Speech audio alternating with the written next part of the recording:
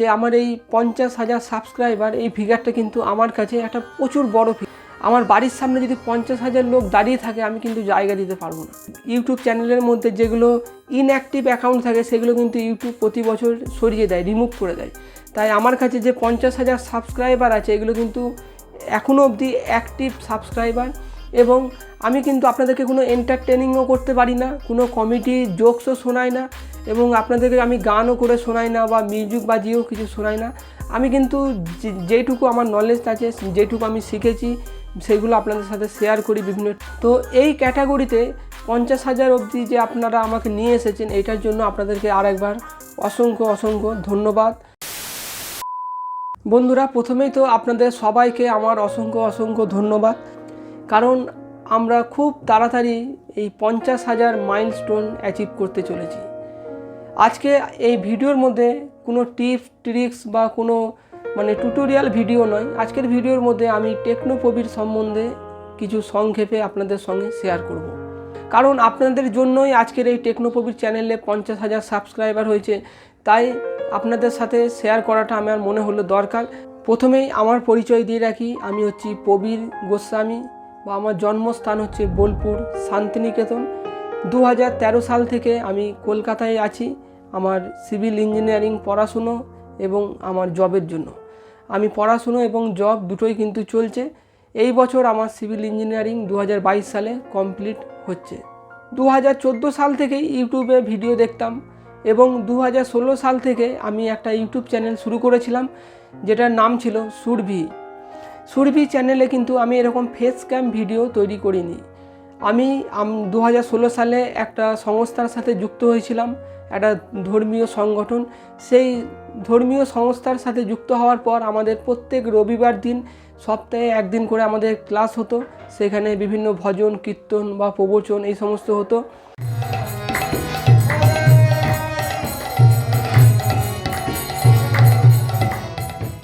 আমি আমার mobile phone দিয়ে সেগুলোকে রেকর্ড করতাম, ভিডিওগুলো রেকর্ড করে আমি রাতের বেলায় এডিটিং করে আপলোড করতাম। তার আগে আমি ভাবতাম যে হয়তো ইউটিউবে ভিডিও যারা বানায় তাদের অনেক ক্যামেরা, অনেক ইকুইপমেন্টের অনেক খরচের প্রয়োজন আছে, অনেক লোকজন দরকার, অনেক সিনেমা সিরিয়ালের মতো একটা চিন্তা ভাবনা ছিল যে হয়তো অনেক প্রফেশনাল ভিডিও যারা করে তারাই হয়তো ইউটিউবে ভিডিও আপলোড করে। তারপর মাই স্মার্ট সাপোর্ট ধর্মেন্দ্র স্যারের ভিডিওগুলো দেখার পর এবং ইউটিউবে আরও বেশি বেশি ভিডিও দেখতে দেখতে অনেক কিছু জানতে পারলাম, বুঝতে পারলাম যে ইউটিউবে কিন্তু যে কোনো সাধারণ মানুষ একদম বিনামূল্যে নিজের একটা ইউটিউব চ্যানেল বানাতে পারে এবং ইউটিউব চ্যানেল বানিয়ে সেখান থেকে ইনকাম করতে পারে। যদি আপনি প্রথমবার আমাকে দেখছেন তাহলে আমাদের চ্যানেলটা এখনই সাবস্ক্রাইব করে আমাদের চ্যানেলের সদস্য হয়ে যাবেন। আমি আপনাদের জন্য ইউটিউব এবং সোশ্যাল মিডিয়া রিলেটেড এরকম ধরনের ভিডিও নিয়ে আসি।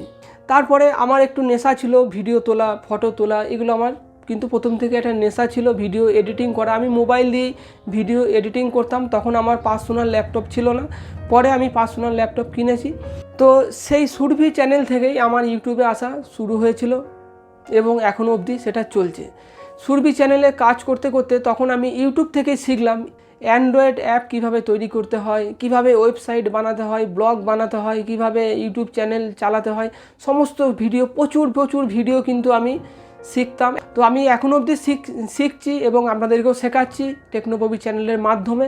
এবং সেই সময় আমি যে ভুলটা করেছিলাম, আমার ওই সুরভি চ্যানেলের সাথে আমি যে গুগল অ্যাডসেন্স অ্যাকাউন্টটাকে লিঙ্ক করেছিলাম এবং আমি কিছু অ্যান্ড্রয়েড অ্যাপ ডেভেলপ করেছিলাম ইউটিউব থেকে শিখেই। সেই অ্যান্ড্রয়েড অ্যাপ এবং ইউটিউব চ্যানেল এবং আমার একটা ওয়েবসাইট ছিল, সেই সমস্তগুলোকেই আমি একটা অ্যাডসেন্স অ্যাকাউন্টের মধ্যেই লিঙ্ক করেছিলাম এবং আমার নিজের ভুলের জন্যই আমার সেই গুগল অ্যাডসেন্স অ্যাকাউন্টটা কিন্তু বন্ধ হয়ে যায়, রিজেক্ট হয়ে যায়, ইনভ্যালিড অ্যাক্টিভিটির জন্য। কারণ আমি যে অ্যান্ড্রয়েড অ্যাপগুলো ডেভেলপ করেছিলাম সেগুলোর মধ্যে আমি গুগল অ্যাডসেন্সের অ্যাড দিয়েছিলাম। সেইখানে প্রতিদিন আমি অ্যাপগুলো খুলে অ্যাডগুলো দেখতাম, অ্যাডের মধ্যে ক্লিকও করে দিতাম। তো এর ফলে কি হলো, নিজের অ্যাডগুলোর মধ্যে ক্লিক করার জন্য বারবার এই ভুল করার জন্য গুগল থেকে আমার কাছে একদিন ইমেল এলো যে আপনার গুগল অ্যাডসেন্স অ্যাকাউন্টটাকে সাসপেন্ড করা হয়েছে, পার্মানেন্টলি ডিলিট করা হয়েছে ইনভ্যালিড অ্যাক্টিভিটির কারণে। তো সেই সময় আমার অতটা নলেজ ছিল না। তো সেই সময় একটা বড় ধাক্কা পেয়েছিলাম যে ইউটিউব চ্যানেলে এত ভিডিও আপলোড করছি, এত পরিশ্রম করছি এবং হঠাৎ করে গুগল অ্যাডসেন্স অ্যাকাউন্টটা বন্ধ হয়ে গেল, তাহলে তো আমি কোনো দিন ইনকাম করতে পারবো না। কারণ গুগলের একটা নিয়ম আছে, আপনার গুগল অ্যাডসেন্স অ্যাকাউন্টটা যে কোনো কারণে যদি সাসপেন্ড হয় বা বন্ধ হয়ে যায়, ওই গুগল অ্যাডসেন্স অ্যাকাউন্টের সাথে আপনার যতগুলো জিনিস লিঙ্ক করা আছে, আপনার অ্যান্ড্রয়েড অ্যাপ বা আপনার ইউটিউব চ্যানেল বা আপনার ওয়েবসাইট, সমস্ত জায়গায় কিন্তু আপনার অ্যাড দেখানো বন্ধ হয়ে যাবে।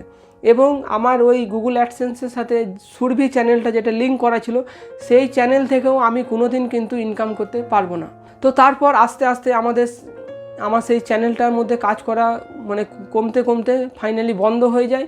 তারপর প্রায় 1 বছর আমি কোনো ভিডিও বানাইনি বা ভিডিও আপলোড করিনি।